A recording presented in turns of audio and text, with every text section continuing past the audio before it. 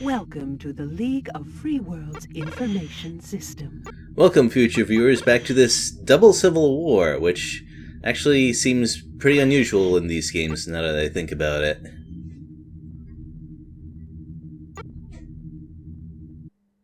The poison of civil war in Alpha Centauri had soaked into the fabric of the star system itself, and now it seemed our beloved League was in agony.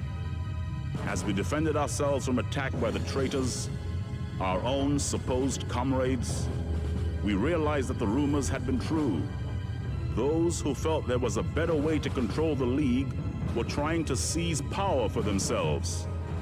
Saving the comms craft was vital. At least the command, and maybe even the father, now knew of the threat. The question was, could we contain it? The visuals in the other cutscene were a lot better. Oh well. Current data feeds indicate successful communication of encrypted information to League Command. Further action regarding the progress of the faction is now expected. Disruption to the League navigation network has also been detected within the Deucalion zone. Virus checks are reading positive. It appears that automatic navigation systems on board a number of League battleships have been remotely recoded by enemy technicians. The affected craft are now on a collision course with a disabled command vessel. Your craft is carrying mole missiles fitted with antivirus heads.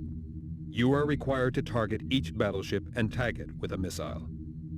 This will override the onboard navigation computer. Be aware that you are likely to come under fire. No kidding. Well, story-wise, this seems a lot better for the League overall, since the faction doesn't get that really deep infiltration, and they have to do most of their sabotage from the outside instead of the inside. That doesn't make these next few missions any easier than the other path, though. This is Command Craft. Our systems have been entirely disabled. We are unable to respond. Requested frigate assistance fleet have been subverted. Tag all incoming frigates before a collision. Incoming enemy fighters detected. So we've got our Estimated time to primary impact. one laser at a time vampire versus these hydras, which you're probably quite familiar with by now. So that's going to be slow going. Well, we don't actually have to do a whole lot of hydra killing, just a little bit at the start. I also think that what they did with the mole missiles was fairly creative. Like, they have this technology that allows them to alter the computers of capital ships in some way, and using that to remove viruses is pretty neat. I like that.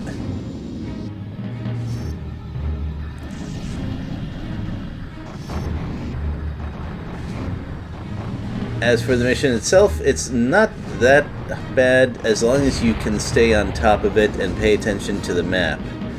The problem is that your ally fighters, while they're still flying, kind of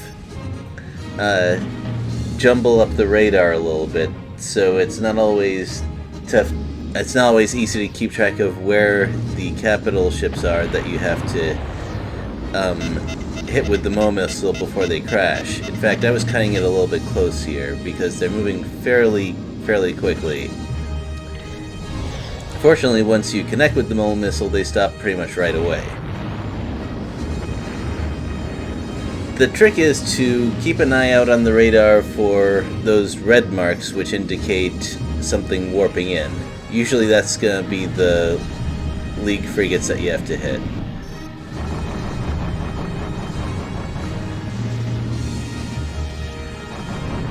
Like that one right there. Once I finish with... There we go. The fighters are more of a distraction than anything else in this one. They don't really go after the command craft too hard. Even though they are very well armed and probably could take it down fast if they decided to. I guess they're really invested in that idea of having one of the League's own frigates crashing into it instead. They gotta get that stylish victory, and that's gonna cost them because fixing these frigates is actually not that difficult.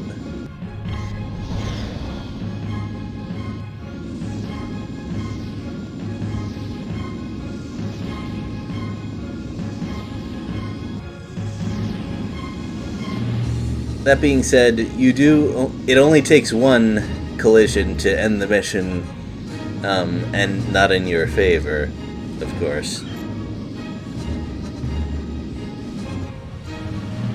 But the frigates don't really pile up on each other and come in two at a time, which is nice. This is Command Craft. Collisions averted. Frigate support should be able to take it from here. Well done, pilot. Jump gate open. And that's that. The first mission, not too bad.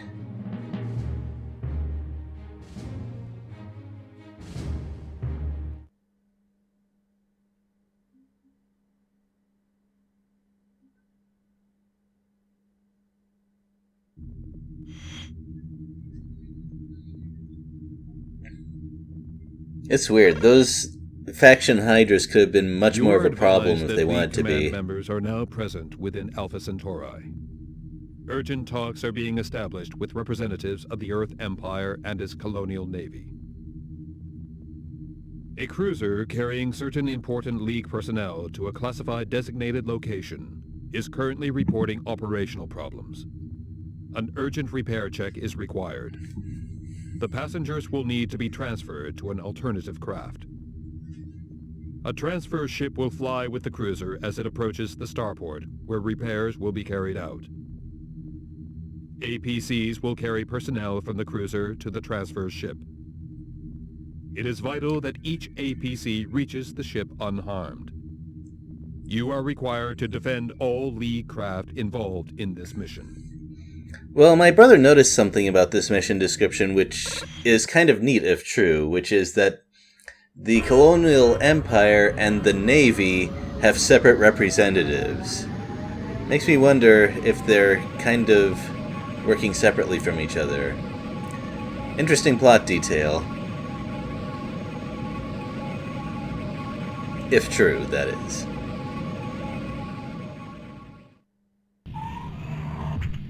This is Mobile Command. We are ready to receive APC. Over.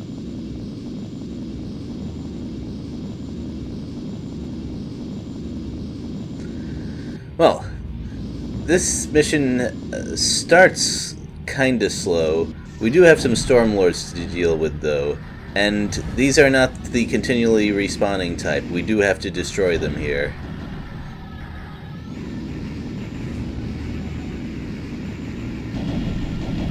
And I have to be a little bit light on the missiles because there's quite a few fighters I have to destroy over the course of this mission.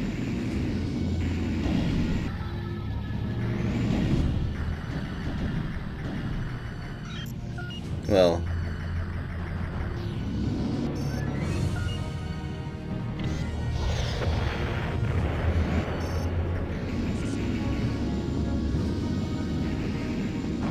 I think that once you've played this game enough, you get a better idea of enemy behavior when they're attacking a capital ship, so you know how to get them close enough to you and at the right angle so you can hit them a lot.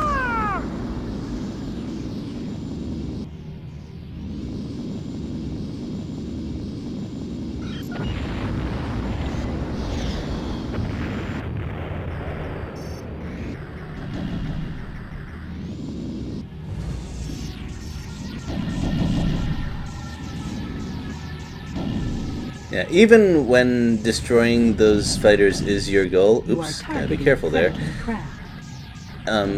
Hitting them so that they switch targets to you and then switching to the other one is still good for keeping your fleet craft health, your fleet craft health up.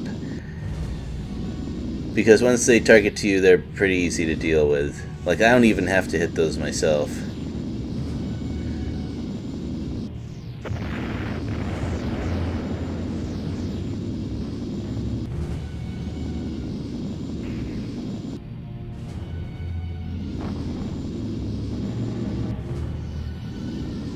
That being said, it would have been faster if I realized how this mission was designed and just started killing the Stormlords right away. Oops. That's okay, you can learn from my mistakes. You don't have to be you don't have to use any special trick against these guys. Well, it's okay.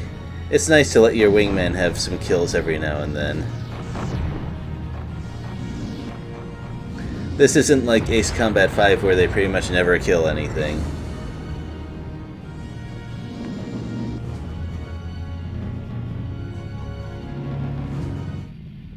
This is Cruiser.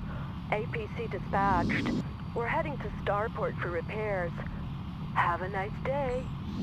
Arrival of additional enemy fighters has been detected. And this is where things get a little Mayday. bit tense. This is command craft. We are under attack. Navy fighter So we got some presence avalanches removed before safe involved, dockings and proceed. and I made the mistake of firing a missile before I was locked on. Don't do that. Anyway, the fighters are a problem, of course, but also some Navy sirens appear out of nowhere in the APC's path, and they will tractor that thing. The good news is that there aren't any mines nearby. However, they will hold the APC still, making it a very easy target. Oh geez, why do those things have capital beams? I guess there's some programming thing where all capital ships have to have capital beams, even if capital just means not a fighter. Oh well.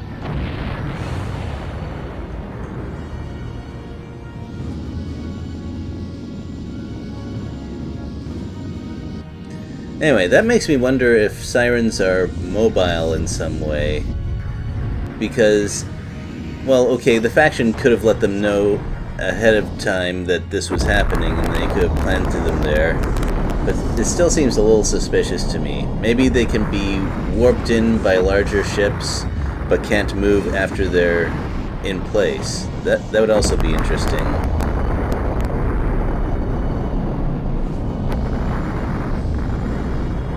Anyway, I suppose that if you let the sirens reel them in long enough, they could cause a collision and destroy the APC that way. But whatever the plan was, clearly it didn't work. Because there it is.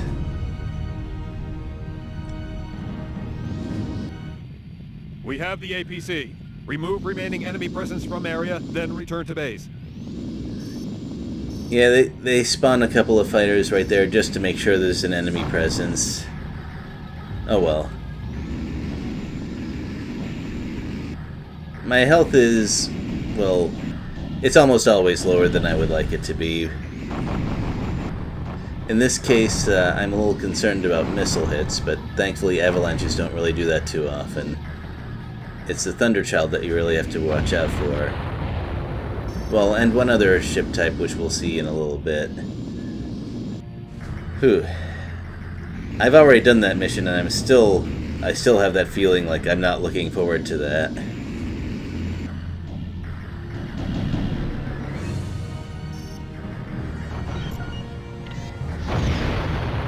I need to use those missiles more often. No Navy presence detected in the vicinity. Well done, pilot. I'm pretty good about the stun missiles and the anti-shield missiles.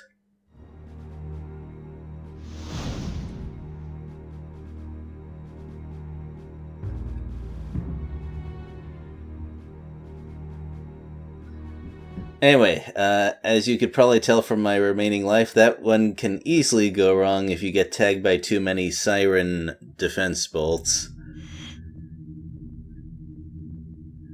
And you can lose the APC fairly quickly if you're not on top of that. But that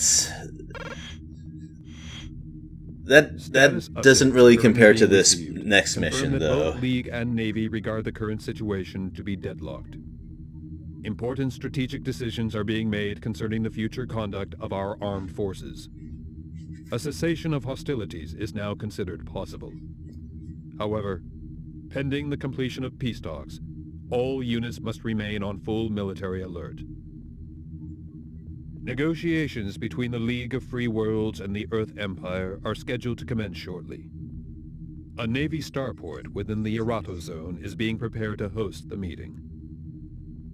League negotiators will be escorted to the starport by a dreadnought and full support fleet.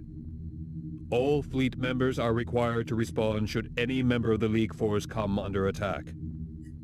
Intelligence data warns of possible aggression by the faction. Well, according to the unfortunately defunct Colony Wars official website, which has a whole lot of lore on it, this war has not been actually going on with full hostilities for the entire time. They've been taking breaks just because large-scale space combat like this is really expensive, so it's not too surprising that the Navy could be persuaded to take a break for this.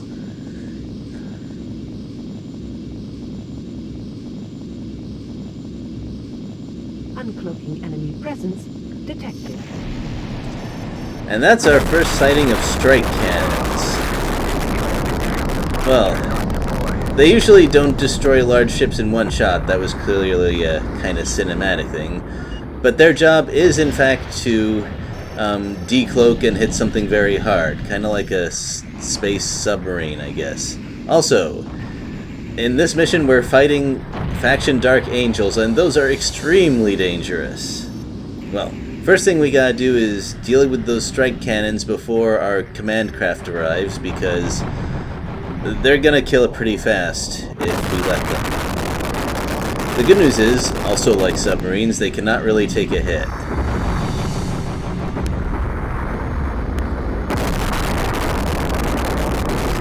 So, about enemy Dark Angels. Much like enemy vampires, they fire a lot, but they have double guns, and they also carry plenty of missiles with them, so it's very difficult to avoid taking damage. Ooh.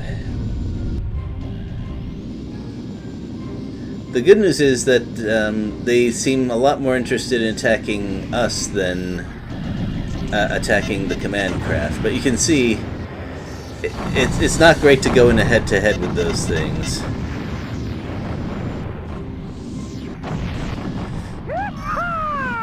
It's probably best to wait for them to start attacking your ally and then start hitting them, to get a bit of space for yourself, and also maybe preserve your ally for a little bit longer. And an enemy dreadnought has appeared, and we have just our double lasers to deal with it.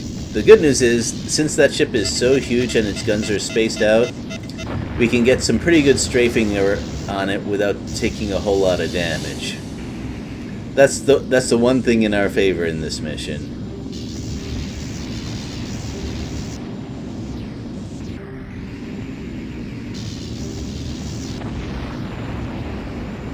I mean, a common tactic I see is to switch directions between forward and backward constantly.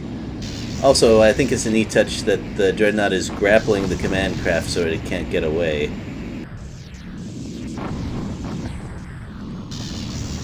But destroying the Dreadnought is not the tough part. The tough part is that there's more Dark Angels approaching, and we have to kill all of them to end the mission. This isn't one of those, they respawn and the mission is over when the capital ship is down. No, this mission is not so kind.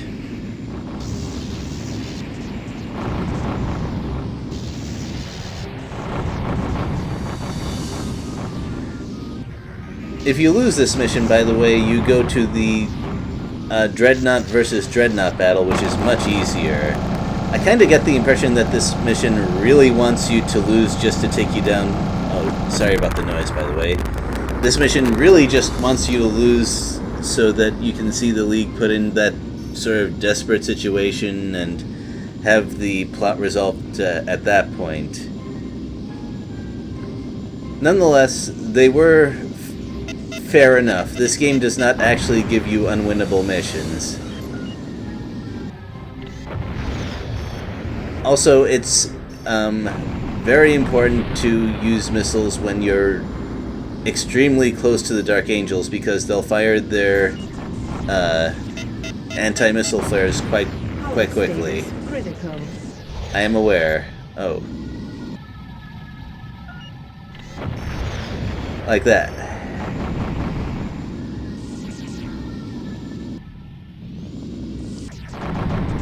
Ooh, that could have been bad right there. I don't mind telling you that I didn't complete this mission on my first try. At least partially because I didn't know how it worked, but still. All detected enemies have been eradicated. Command craft is en route for Starport. Mission complete. Jump gate open. Whew, I wouldn't be surprised if that was the toughest mission in the game, or at least one of the top 3.